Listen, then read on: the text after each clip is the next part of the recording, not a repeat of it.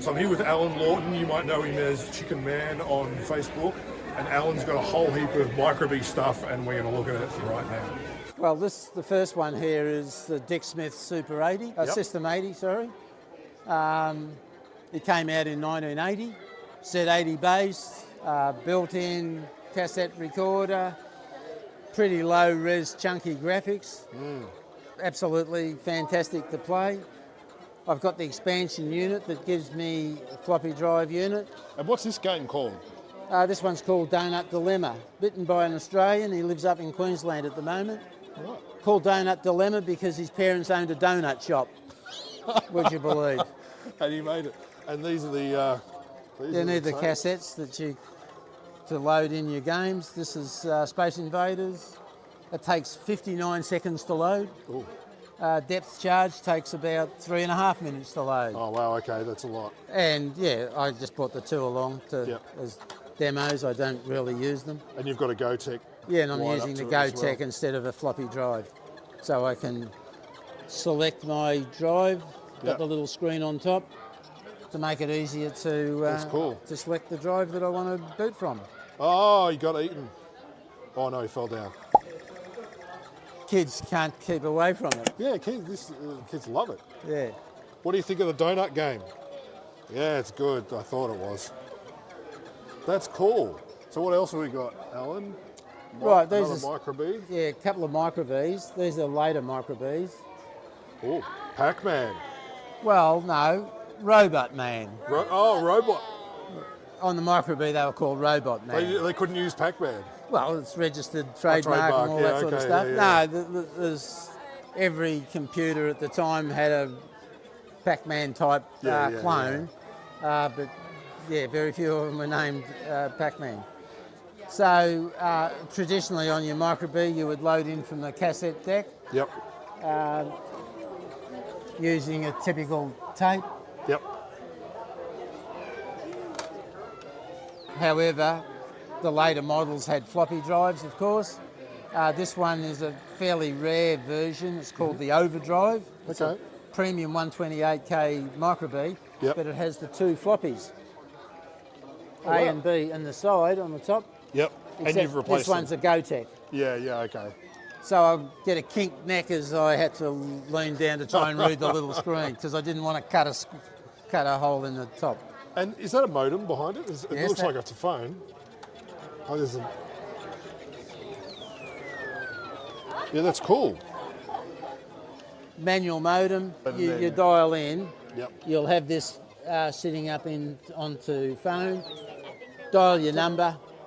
Sit and listen for the squeal. Yep. As soon as the squeal happens, flick it down to modem, and you're already running. You're running your program, of course, in the background, and you're in for going to a bulletin board. You know, before internet.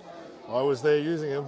Before Viatel, you 300 baud or 1275. And you've got the original. Oh, these are some of their pamphlets. Flyers and things.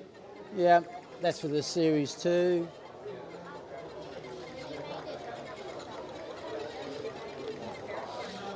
These look mint. Very well cared for. Yep.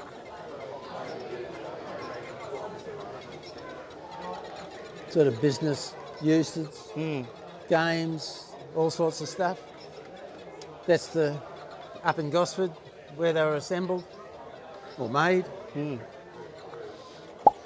if you're into, as you bought your Microbee, what am I going to do with it? You know, you get to a prompt.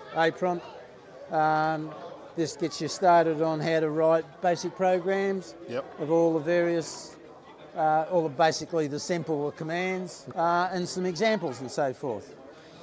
Fantastic little book for the beginner. Yeah. And now we've got a bee talker, so that you could plug it in and it'll actually talk to you in this monotone voice. Yeah, hello, like out of war games. Yeah, hello, I am bee talker, all in this flat whatever. This is probably the mainstay of the Microbees as far as I'm concerned. Yep. It's a premium 128K Microbee, extra memory, extra graphics, but this one's been upgraded with a new core board to the point that I can boot off a whole 1 gig SD card. And again, you can pick whichever disk that you put your disk image on the SD card. Yep. And resetting the P. I can now pick which disk I wish to boot up on. Yeah, that's cool. And save it, and then you boot that disk as if you've got a normal system. So I'm just going to hit this, and it boots Arcade Games Volume 1 as produced by Microbee, and you pick your game that you wish to play. If you want Robot Man, there's one, and this is the colour version.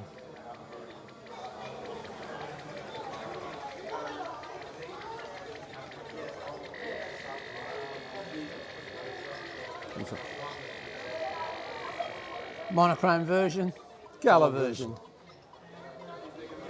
Hard to decide. The graphics out of here is CGA. Yep. That's interesting. Very few people have got CGA monitors. Yeah. I certainly don't want one. They're too big and bulky and whatever. Chunky. So we use the CGA to VGA converter, also made by Microbee. Yep. So that you can run it on just a standard VGA unit. And I've liked this because it's 4x3, so the screen size is the right size. Yeah, for Pac-Man. For all your Microbee stuff. That's great. So, love it. There we are. That's it. Thanks for your time, Alan. This has been good, and you've been inundated with kids all day, I'm assuming. Oh, absolutely. They love Pac-Man. Yeah, my main things that I've been involved with in the Microbee is archiving all the material. Ah, okay. Archiving our magazines, manuals, archiving tapes, archiving floppy disks. And we have them all on our repository in the forum. So, free to download. And give the forum a plug. There we go. microbeetechnology.com.au forum. Done. Go there, have a look at Alan's archive, sign up to the forum. Thank you again. No problem. This is really good, and this is purely Australian vintage computer history right here. And you've done a lot of work, I know, in archiving stuff. So that's gonna go on for generations. It's really good to see. Thanks, Alan.